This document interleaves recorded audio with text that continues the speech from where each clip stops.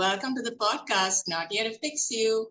We are here to talk about some truths, call out lies, and we're going to have topics about food, healing, and everything in between. I'm your co host, Amanda Gonsalves. I'm a food freedom and guilt recovery coach.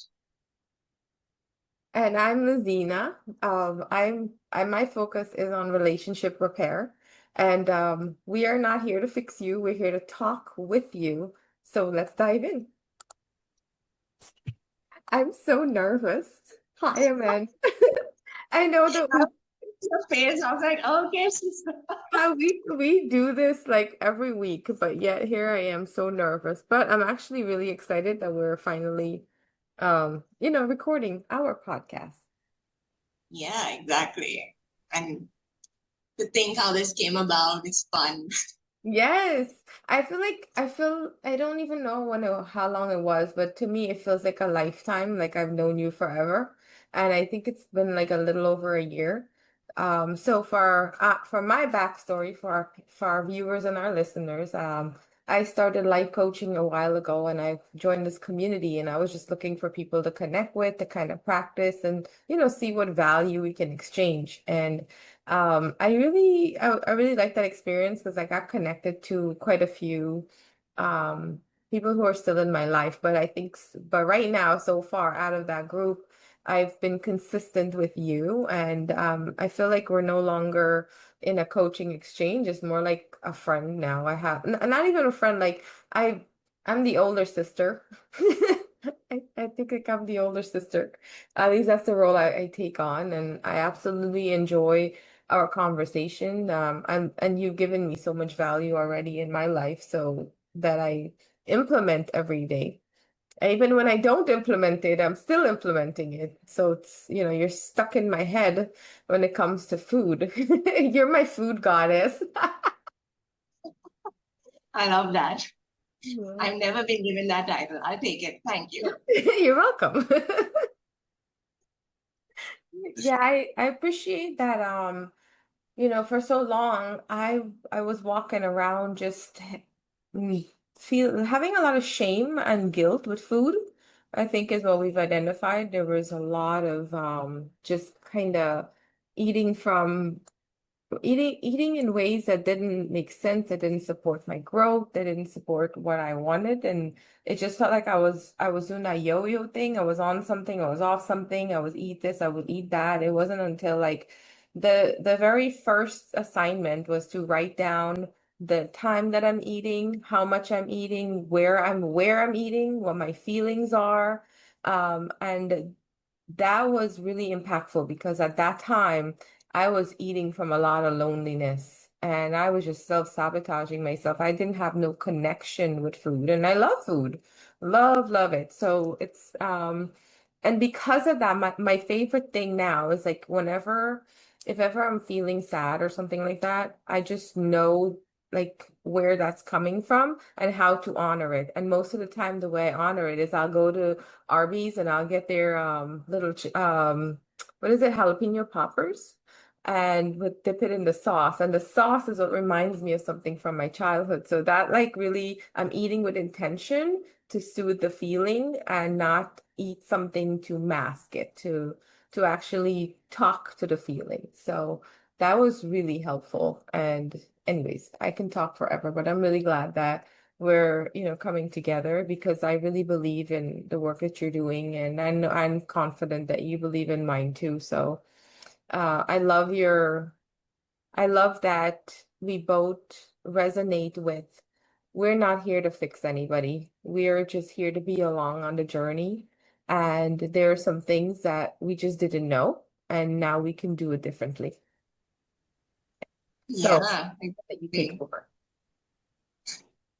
Yeah, and for my part, it was pretty much the same, like the same story, but I can tell it from my perspective. So originally, I did actually join the same community that Laziena talked about, and I was also on a mission to find people to coach.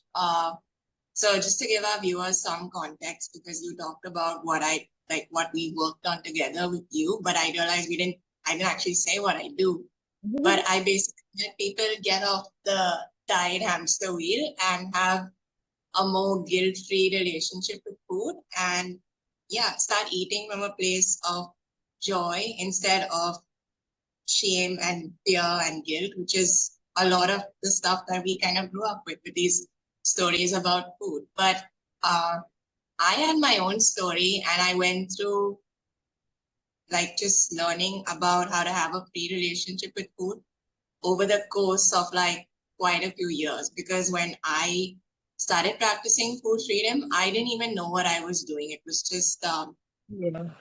like I can literally say I was my like the guinea pig because I was just testing things out. Like I have a background in nutrition, but all I ever learned, like it was a good foundation when I was in school, but all we learned was these are the things you have to tell people to keep them healthy, and you have to give them diets. And Right. like Laziena, I love food. And when I left, I was disillusioned because I was like, yes, on one hand, I do want to be healthy and I want people to be healthy, but then I don't want to live my entire life on a diet. I mean, and there are tons and 10,000 diets out there, and you don't know which one to follow. So Oh my, yes. It is a bit overwhelming. yeah, and it was distressing for me personally because I love food. So every time I'd sit down with it, there was this war in my head about of like, am I eating? I shouldn't be eating. And it was just, it got to a point where it was frustrating. So I went on my own journey trying to figure out how to have a better relationship with food. And I didn't even know what food freedom was. I just discovered it in my own way. And then when I found out that I was doing something that was already there in the world, I was like, oh my God, I can't believe I didn't have anyone to guide me. But now I want to guide other people. So that's how I ended up in that group looking for, I would say, my first clients. I'm not going Yeah. to say guinea pig. I knew exactly what I was going to do with them. Yeah. And then it was Laziena. And we got on a call. She told me what she does, which was, I think at the time we started out with love languages and inner child work.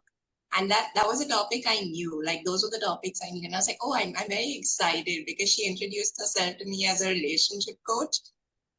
And I was like, wait, hang on. And but when she told me what she does, I was like, oh, okay, I kind of like this. It's what I want to learn.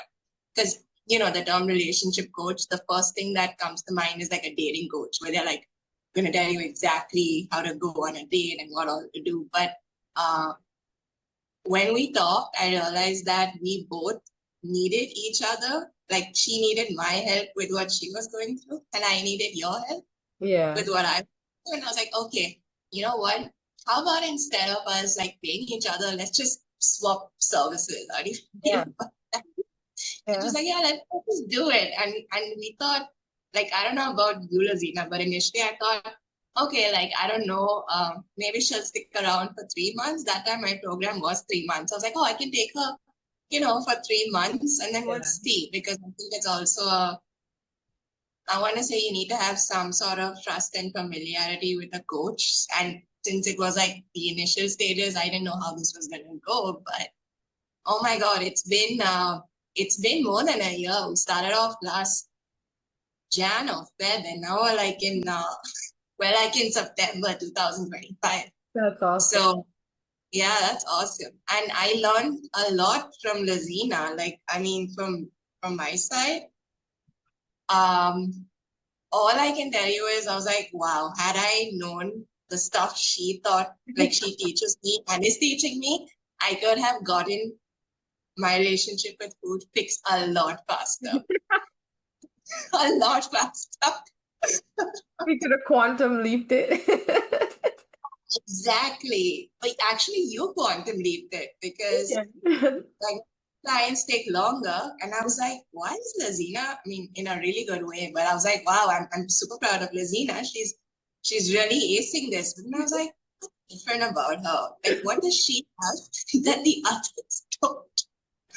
And then I realized it was the emotional piece because you already came to me and you were already pretty regulated. I'm not going to say 100 because none of us are always 100% regulated, but emotionally, she was super put together. I feel I was the hot mess. And I was Girl. like, oh, that's the thing. That's what I'm missing. And that's why it took me so long. And that's why it takes others so long. And I was like, Laziena, I sort of incorporate some of the things you taught me when I coach other people now. Yeah. That's okay. Yeah. Thank Oh you. yeah. I appreciate that. And for, to go into a little bit of details about when we started, like at that time, I felt like there's a lot of things that happened in our childhood, and it can get so scary because there's a lot of feelings that we just don't even know what we're feeling, and it can be so confusing. So the mere mention of inner child can bring up fear, which is I'm afraid to go there subconsciously, or I don't want to blame my parents, or I'm already blaming my parents, and that takes away from the act from actually looking at what we needed to. So I noticed that when it comes to connection with our emotions, it does all start from our childhood, but we tend to only hone in on the negative. There was joy there. While I may have learned that I needed to earn love for it to stay, I also did have a mom who was very loving and nurturing and looked out for me the best way she could. And that clarity didn't come from until I had was doing that with my own children and understand, like, while my intentions were best and sometimes I didn't even know what I was doing, I still had love for them, but how they experienced me was still something to be acknowledged. So I thought about, well, if we take our love language and we learn what they truly mean, like for me, quality time and physical touch are the that gets me going because I grew up in a very loving home, which made me feel belonged, and that's what I like about connection. So that's my quality time. It's not about being there on the phone next to each other or just spending time. It's being really connected to one another. And physical touch. I'm a hugger. I'm a cuddler. Wrap me up like a pretzel type of person. We could be sitting there. If I'm laughing, I'm hitting you. I'm also going to be the one that's hugging you all the time and playing with that I'm just a very like I like what I give. And then I also learned about our attachment style, which is how we stop ourselves from love. And I went into that a little bit deeper by understanding that um we have, and I'm not sure how many people are familiar with the attachment style, but it's really how we push away love. So if we learn why we're pushing away love, it's because we didn't feel comfortable when our dad wasn't present with us, and we are able to meet that need for ourselves to our love languages, then we can learn how to be in relationship with ourselves. And that essentially teaches us how to be in relationship with others because we're learning that as well. So, it just kind of evolved now into the relationship repair language because we're all going to have issues, and we all come with some kind of limiting belief or a way that we are doing it differently. So what happens when we fight? It doesn't mean that we have to break up. It doesn't mean that we can't talk to each other. It doesn't mean that we have to set a rigid boundary. It could mean that we use these relationship language to learn about ourselves and each other so that we can come back and have the space and have the conversation to make that connection even better. So it's just kind of evolved. So it made sense when we were talking about food because of course, like so many things I learned about. I loved when my mom would feed me pumpkin and roti. Like that's my favorite memory. And whenever I would eat that, I would still feel that joy, but when I felt, oh my God, I had so much resentment towards my mom. So in that, I would be like eating it and I would enjoy it, but there was like still some kind of like resistance inside of me. So once I cleared that out, now I'm eating pumpkin and roti. And the resistance also wasn't just my mom. I'm just using her as an example because my mama, I love my mama. Ain't nobody coming for my mama. But the resistance came with a lot of words that were I don't think the intention was to hurt, but they hurt. Like, you're fat and you're ugly. Who's gonna want to marry you? These kind of like cultural kind of um communication. So when I'm eating, I'm looking at the pumpkin and I love the pumpkin and I'm looking at the roti and I'm like, but this is carbs and carbs is bad. And I'm going to eat this and I'm going to feel guilty instead of really just enjoying the damn thing. Like that was a lot of emotional turmoil instead of just being happy with it. So, that I find is very powerful because it's not just that. There's also times when I'm feeling something and my go-to is food, and being able to be present and noticing that and choosing the food intentionally instead of like that like I'm still very like, okay, I can have this much carbs. I'm still kind of like cautious about how much carbs I have. And then there's times when I'm like, Amanda says I can have carbs, so I'm going to eat this whole bread. So it really is how we use it to how we use our emotions to what we allow and don't allow. So I felt like that really gave me so much more clarity. And I think it's important for us to teach the joys of food and learn it from us. And now even as parents, my kids aren't as young anymore, but if I could go back and do it, I would incorporate that. I would incorporate the joy of food and cooking. And I think Tasia told you she loved when I cooked and I would be dancing in the kitchen and stuff like that.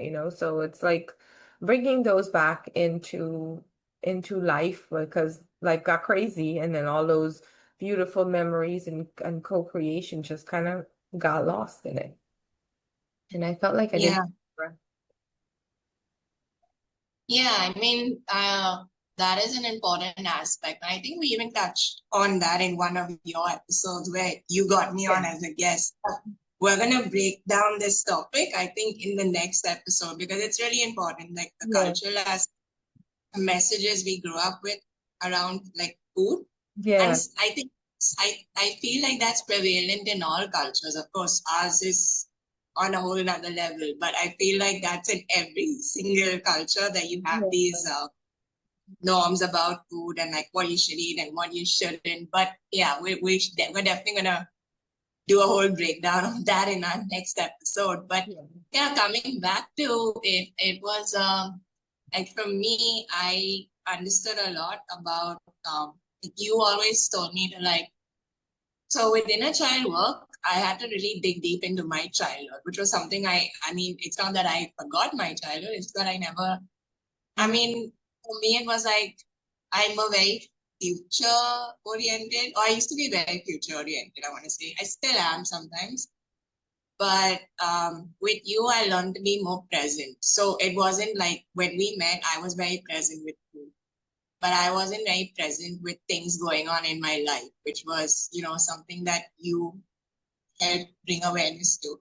So I think I would just be sometimes pretty reactive based on my stress level. And in my mind, I'm like, yeah, I've got my thing down with food, but the rest of the things, it was like a seesaw. Like some days it was good, some days it was bad, and I just couldn't figure it out. So I remember when you asked me if I wanted to have, I think this was on our first call, and you were like, you want to have a deeper relationship with yourself? And I was like, yes, because I was really expecting you to say with someone else. And, when you said with yourself, I was like, yeah, sign me up. Like, I don't need to know anything more. Like, yeah, and you really kept to that because I didn't know. Yes, I knew what love languages were. I heard about inner child healing, but I had zero clue about the attachment style. I mean, I heard of it and I thought it was like pop culture where someone asked me what is your attachment style. I'm pretty sure someone sent me that. One of my friends sent me that quiz ages ago and I never even took it. But with you, I had to take it. Like, I mean, that was part of the deal. I agreed Yeah. to go on this journey, so I had to. But I also learned a lot of things about myself and yeah, a lot of things about the way I grew up. And it's not to say that I mean, there's blame for anything, but I feel looking back now, um, I feel like it's good that, those things did happen because I learned a lot from those experiences. They may have been painful, but then I think as human beings, something you told me is you can play the victim or you could be persecuting someone. So it always depends on how you see the situation. So I don't want to like uh, say that I was the victim. I want to like look forward and continue, but I am definitely doing it with a lot more presence. Mhm. Oh, and I think the best thing which you always celebrate is the fact that I am more in touch with my emotions now. I think when Yes. I came to Oh gosh. Yes. Yes. you wanna like tell our viewers about that? 'Cause that's a Yes, fun story. please go ahead. Oh my gosh, yeah. So when I came to Laziena, I think I don't remember exactly. I know one of our exercises was she would keep asking me so about whatever was going on in my life. So she'd be like, "So how do you feel about what's going on?" And not in a therapist kind of way, just like in a very friend kind of way. And then I would just rattle off, I don't even know, but I remember saying, "Yeah, I think this is what the," and then I think this is what and I think at one point she was like, "Yeah, okay, but like I want to know how that made you feel. Like, what did you feel?" And I'm confused with this question when she brings it up because in my mind I'm like, I am telling her what I feel. I mean, what does she want? What more does she want from me? I She think I want think it. Yeah, I think I said, I was like, I am telling you. And then you were like, no, you're intellectualizing your feelings. You're not actually feeling anything. You're just telling me what you think you're feeling. And I was like, I was very confused with that because I think I also grew up in a household where we do, I mean, it's not that we don't have emotions. It's just that I think it was not super prioritized. So I think as a kid, I learned to like, put that on the back burner. So it was like, no, I need to feel. I shouldn't feel so much. I need to think about this. I think about it logically. Like it's okay. I think I just went through a point where I would push those feelings down because I I would say I almost felt safe with thinking and not safe with feeling because Mhm, I didn't quite know how to do it. And I know that from what I learned with you, it didn't start off that way, right? Because when I did go back to my childhood, mhm, there were moments when I realized, yeah, I was feeling, but eventually when those messages, like, when you bring up a topic and those messages are, you shouldn't feel that way, oh, I you lost start, I lost you a little bit on my end, but that's oh, okay. It's the beauty can of you hear me? international. I can hear you. Oh, Then I think the power went. okay, so we are back. And Amanda, what you didn't hear me say was how grateful I am that we can even have this connection, even with the electricity going out, because I grew up in the 17 square mile island and I saw the evolution of like having the big old cell phones and then maybe having internet with some electricity here and there. And to now being where I am in life and being able to connect on Zoom with someone in India, that's something that I don't think we even share, that you live in India currently and I'm in Florida. So, of course we're gonna have moments where our internet isn't gonna work, but that's so phenomenal. Anybody can do it. We can all just get together on a call. We'll lose each other, but we'll find our way back together. And that's what I love about how we can connect. Yeah.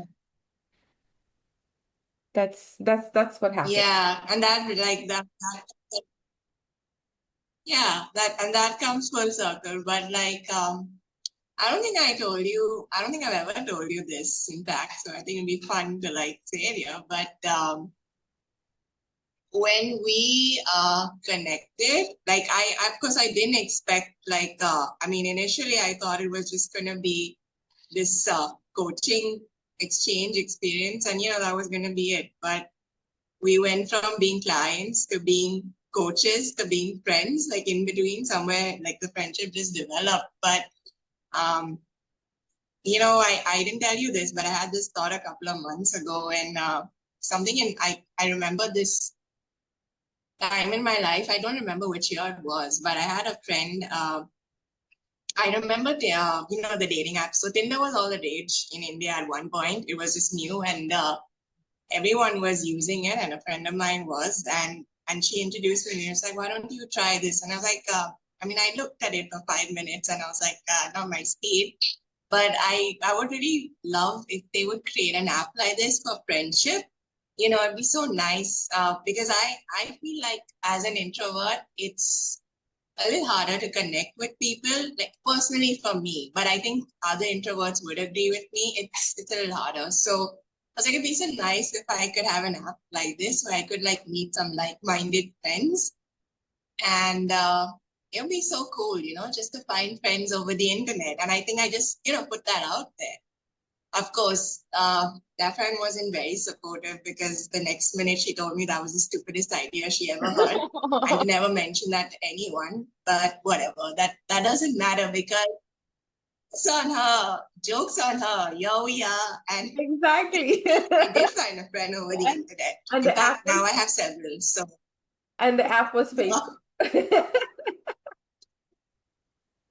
Oh my gosh. yeah. Yes, that's great. And it was meant, one was meant to be. I just didn't know it at that time. I just like very happily said it, and I spoke it, and it happened. It took some years, but it happened. So yeah, that's how it happened.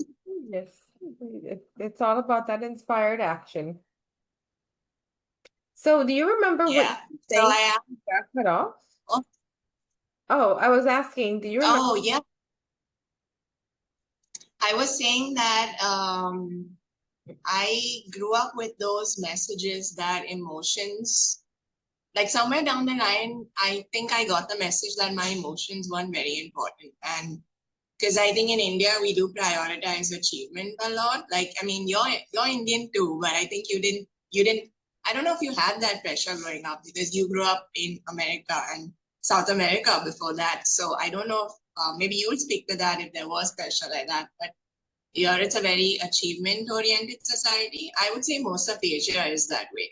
Like all our parents are always like, oh, like what are you like? They don't say what are your achievements, but it's always like when you're in school it's like, what are you doing there? And then it's like the next thing and the next thing. But um I don't think anyone's ever asked me how do you feel. I think when you did, I think it was like an alien question for me, Like, honestly, what do you because want? I was Like, like, I oh feel my God, what did that even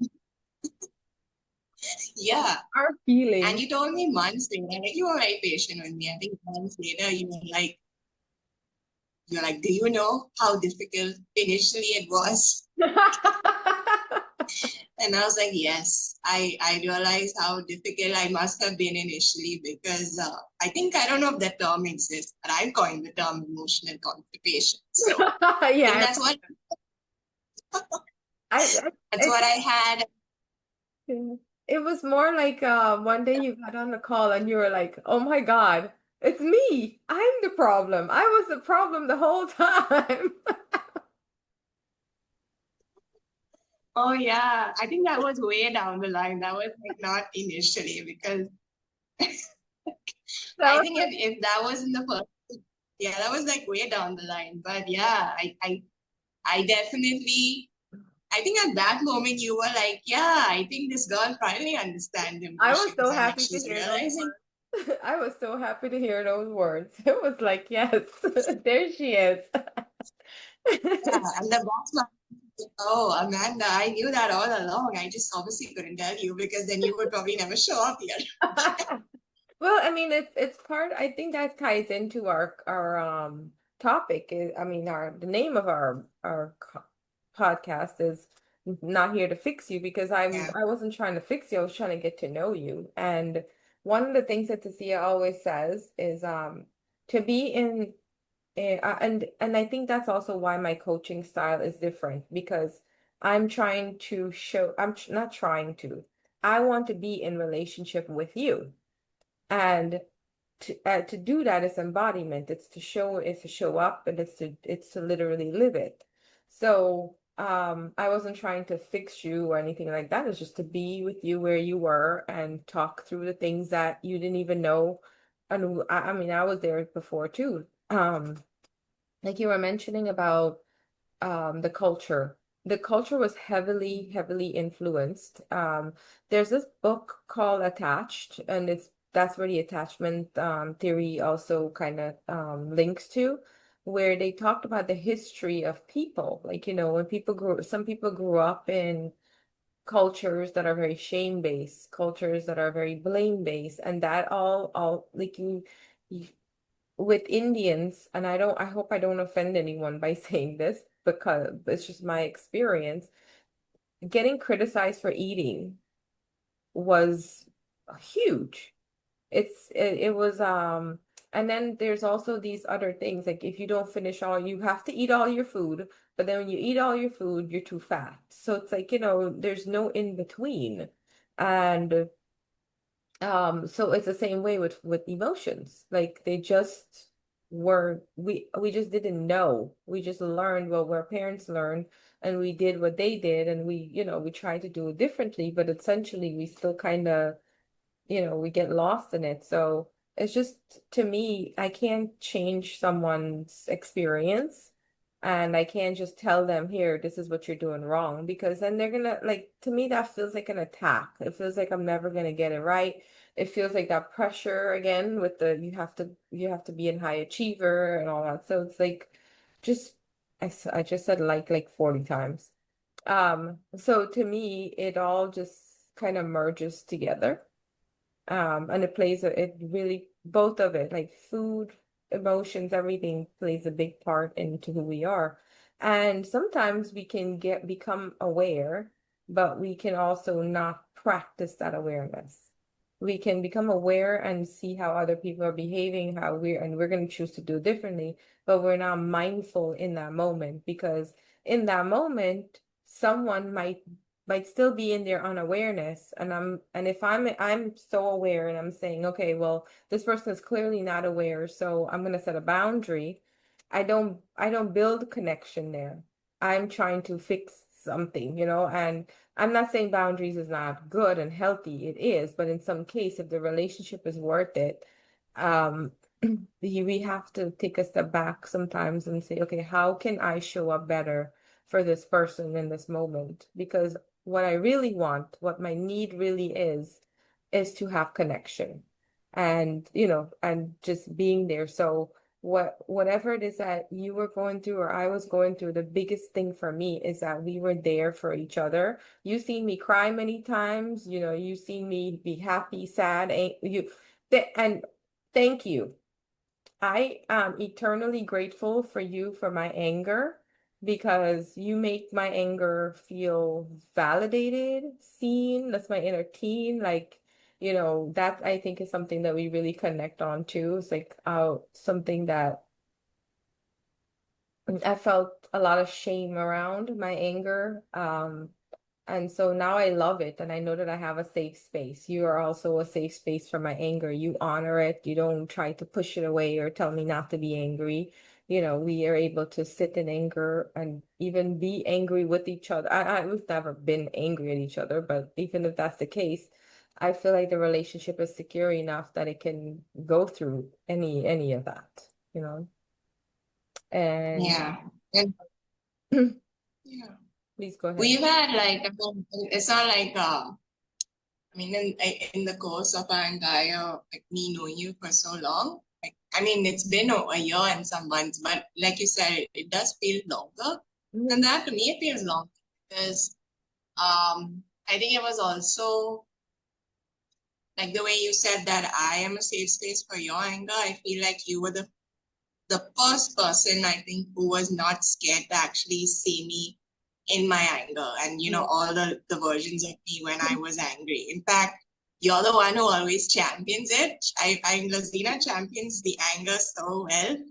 Oh, and the artwork for the podcast is actually our inner teens, how That's we both right. feel. Yes. Yes. That's us. And yeah, I just sort of described her. And like I think on one of our calls, I described how I saw you and you saw me, and then you pretty much produced that artwork. Yes. So I was like, yeah, it's exactly a representation of who in my inner teen is. Like, that's exactly her. So that's actually a nod to both of us, like a wink. The artwork's a wink to both of Yes. our inner teens because shout out to them. We wouldn't be here if it wasn't for them. But Exactly. yeah, I think I really appreciated the fact that you held space for my anger and all the other emotions I went through, and that you showed me that Um, it's like how I talk about food, right? Like if it's there's nothing good or bad. So it's the same way with emotions. Yeah. There's nothing good or bad. And that's the story I was told. Like, certain emotions are good, certain emotions are not good. And I think eventually I pushed those negative ones down. And that's why I started becoming reactive. Yeah, I think my angry teenager was definitely like fighting a battle within me because she was trying to like tell me, steer me in the right direction. And I just tried, pushing her down all the time. So I think in a way, we both really connected because we had quite a bit in common with Yeah. our childhoods and growing up, even though we live on two different continents, but the culture is the same from what I know of you and what you know of me. So it's really, I don't think I ever expected when I said like, oh, I really wish I could, find some friends over the internet. I didn't really realize the kind of friendships I would develop from just that simple statement, like with you and with, a couple of others. But it's been really fulfilling. And because I'm more in tune with my emotions, I realize that also deepens connections with other people.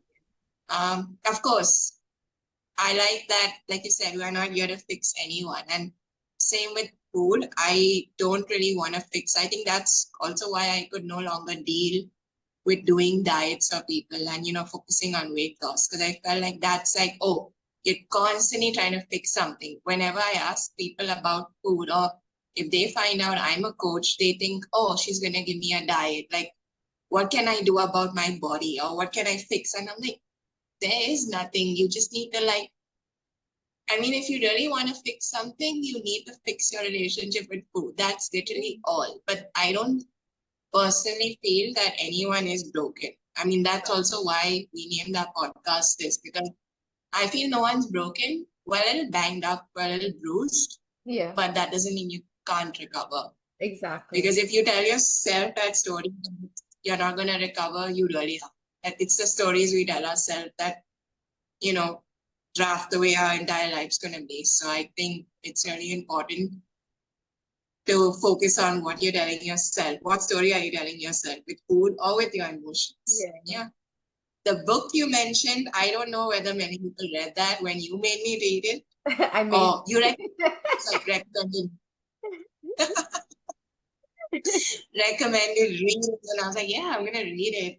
It was a really good book. I definitely recommend other people read it, but I also think there's a time and place to read it at yeah. some point.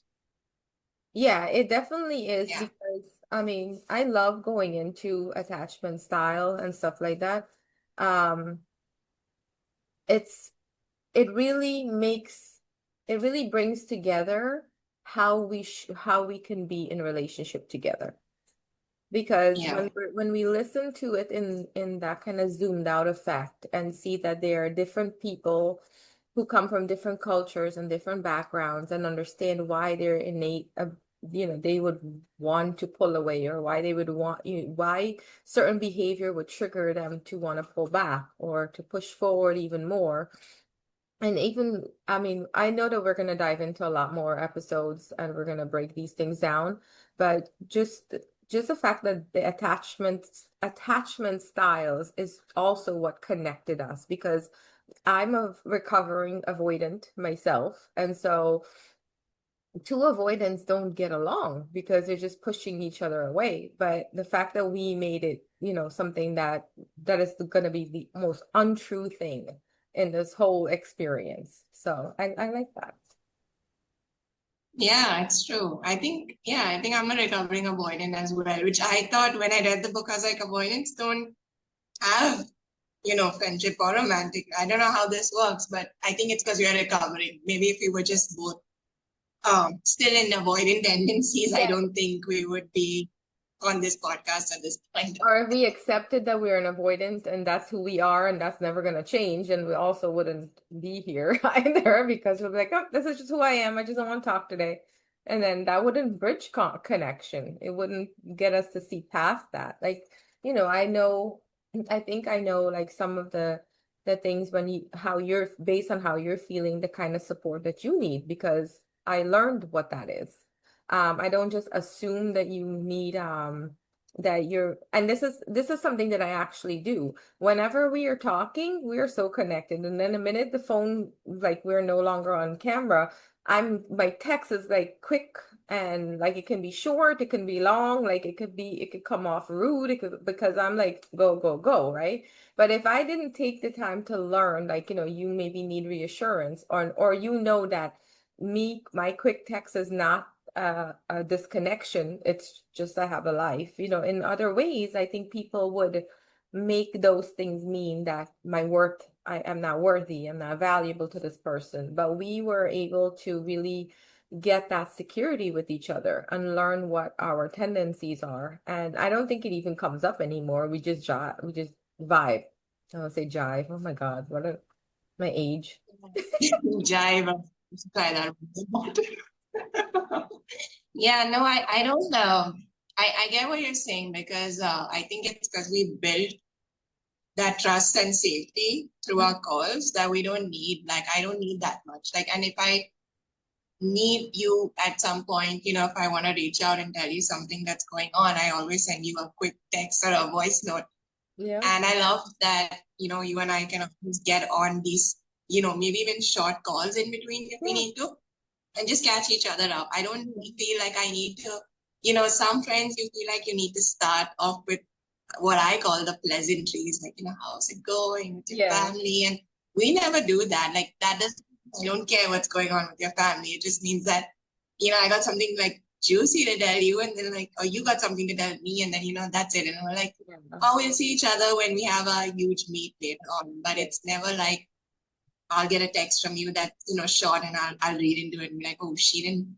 I mean, and we sent some very outlandish texts. Yes. So I don't have that, like, like, wow, it's because I think it's important that the trust, the safety, and the connection, that's what's important to me, which I feel we built, in the Yeah. course of this one and whatever number of months this has. But I've been on the other side where I've written paragraphs to people, spent Yeah. hours on the phone, thought that this was going to be like an amazing sort of friendship. But then that just, that fizzled Yeah. out because there was no trust. And I think that's the foundation for every great friendship. At least that's what I feel. I think it differs for different people. But I know that's what you believe too. And I think that's also why we vibe. So Yeah, because it's been a blast.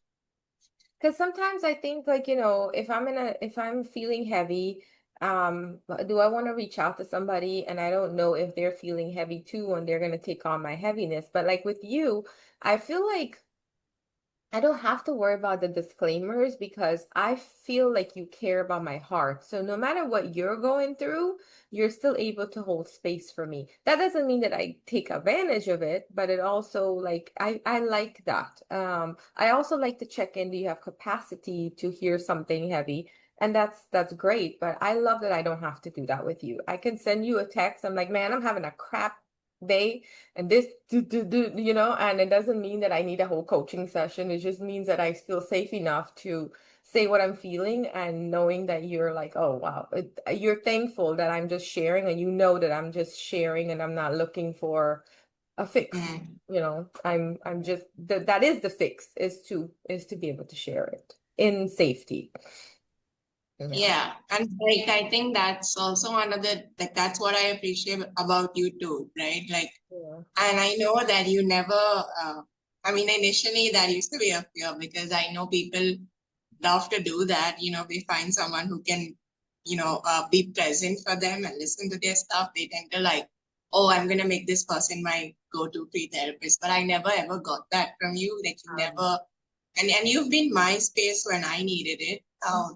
But I always like, I feel like our timing aligns well because when I'm going through something, you generally are fine. And then when I'm like, on top of the world, let's say, and then you have something going on. So I think it's like there were a couple of situations where we were both going through heavy stuff together, but we balanced that out really Yeah. well with each other.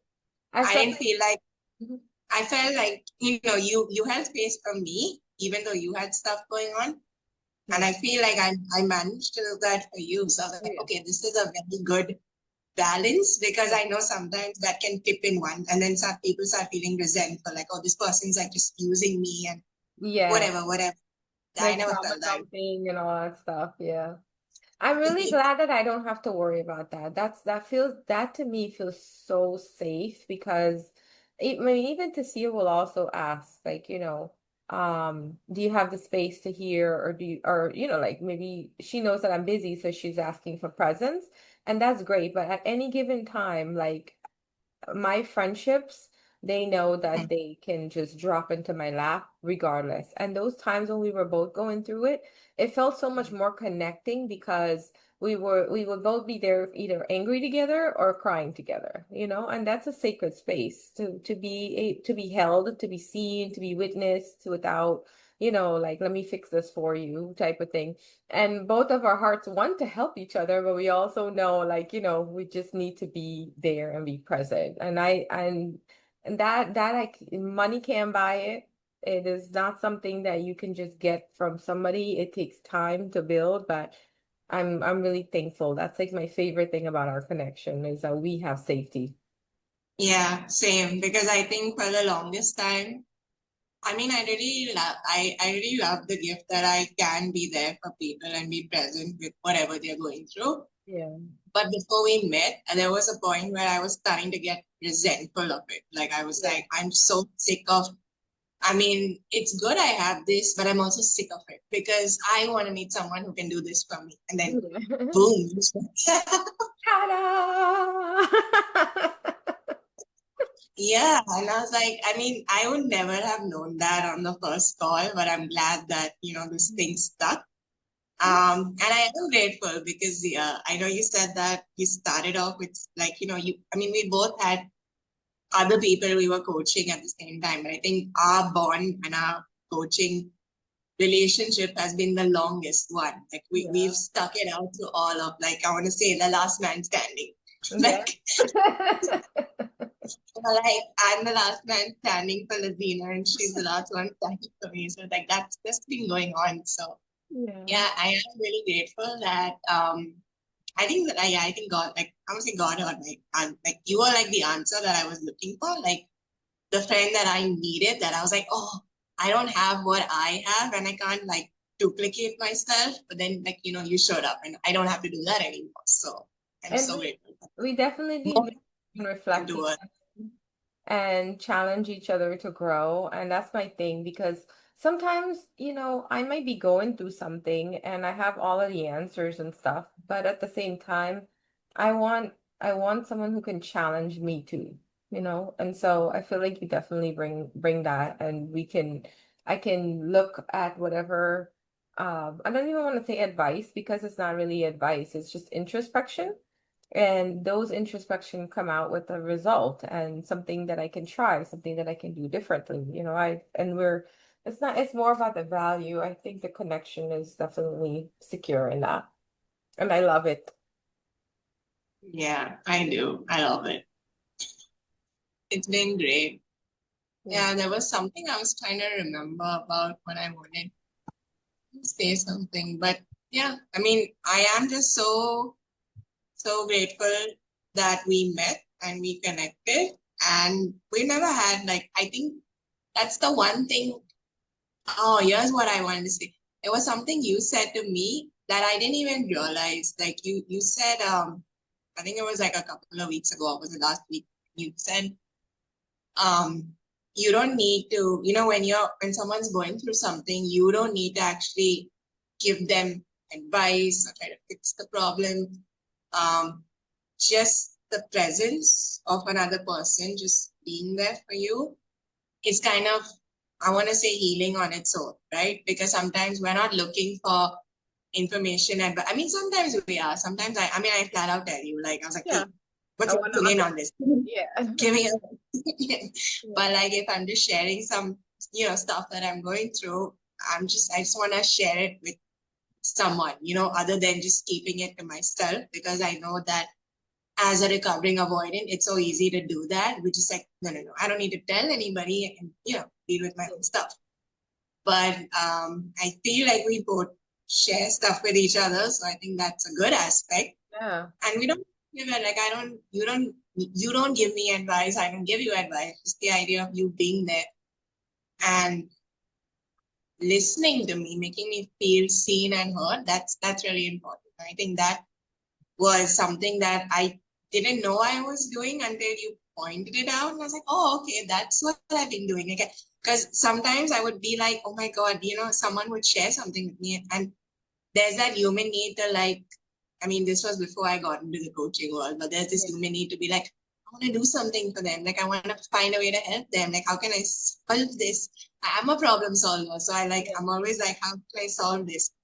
And when you said like you don't need to do anything, you just need to be there. I was like, oh, Yeah. okay, wow. I didn't even realize like, just being here was enough. I was like, oh, I Yeah. always felt incompetent. Like, oh my God, I don't have the solutions. I don't know what to do for them. But yeah, turns out you don't have to do anything. You just Yeah. have to be there. Yeah, I like like I feel like we just a lot of the things that we've been through, it just needs witnessing, you know. We hold on to it in ourselves and we never put a voice to it. And then when we do put a voice to it, someone's either trying to, like, and this goes into childhood, right? If we were crying, someone would say, "Don't cry," or "Here, have some food," right? Like, stop crying. Here, go eat.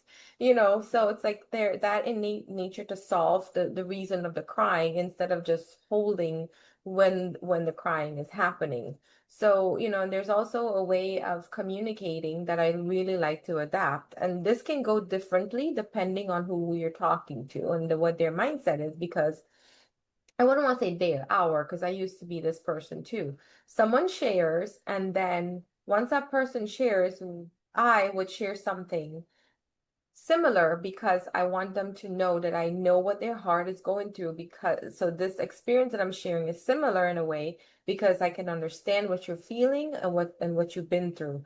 And then what will happen is that person now steps out of that role and then starts to give me advice for what I've shared for my relating. And so it's like, well, I was only sharing that to relate to you, right? But in other in, a, in and then it can become oh, you're making it about you, right? I just shared something and this person made it about themselves instead of like, no, I just want you to see the part of my heart that sees the part of your heart.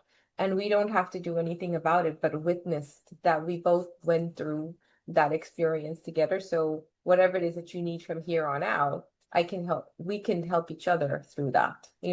So it's Yeah. like all learning curves. And when I was the one on the other side of it, I didn't know what the heck I was doing. And one of my biggest thing is that I just didn't know that my emotions were important. And that's not to say that it was my mom's fault or my dad's fault. Like, there are beliefs that were created because of experiences, but they were also doing the best that they knew. Um, there's this guy, Humble the poet. He said that his dad didn't have work in electricity until he was 21. So how could he expect his dad to have the emotional intelligence to know what a child needs, in emotions? Because at that time, it was about survival.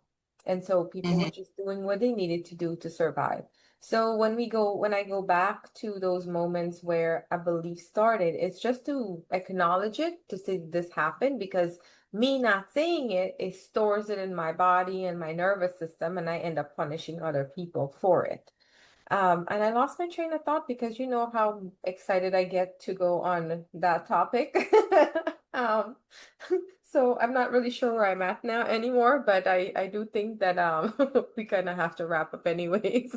So on that note, On that note, yeah, we'll dive into some other topics in the following week. But this episode was just so you know who we are, what we do, yeah, and how we met, basically, and why we started this podcast. So if anything resonated, we'd like love to hear from you. And if you think this episode is gonna resonate with someone you know, feel free to yeah, go ahead and share. And yeah, we'll drop our links and the other stuff in the show notes later on. But yeah, we're excited to talk to you again yes, next week. We're most likely going to bring up the topic Laziena already touched on earlier about experiences with food growing up and all the cultural norms around food. yes. So And, yeah, and the emotional depth. And so I will bring the emotional depth. Good. That's what you're here for. You always speak so well on the emotional side. I think you really connect the dots really well, and that's from a formerly emotionally constipated person. So I was emotionally constipated too. Oh, that's what I was saying, that I just didn't know that I had feelings and they were important, and now knowing that makes a difference. It's no longer, anyways, yes. We will get into that. We are gonna have lots and lots of conversations because I don't plan on letting this girl go nowhere. exactly, awesome. So we will see you guys next week. Yes. And yeah, Well, thank you take for listening to the Not Here to Fix You podcast. Yeah, I'm so excited about this. Yes. And for me, if anybody want to reach me, if you go to laziena.com, there's a calendar that you can book time with me, and it's a complimentary call and we can dive into anything you want, but our links and everything will be in the description, as Amanda says. Yeah, we're gonna put all of it in the notes so you can catch us on Instagram, or I think Laziena has some other social links, but we'll link it all in there for you, and you can come to our pages, check us out, say hello. If you do, listen to the podcast, drop us a note and let us know. Yes. Until next, We plan on having a lot of giggles inside of it too, so come and giggle along with us. Okay. yes. And so until next time, and remember, you were never broken. Yeah.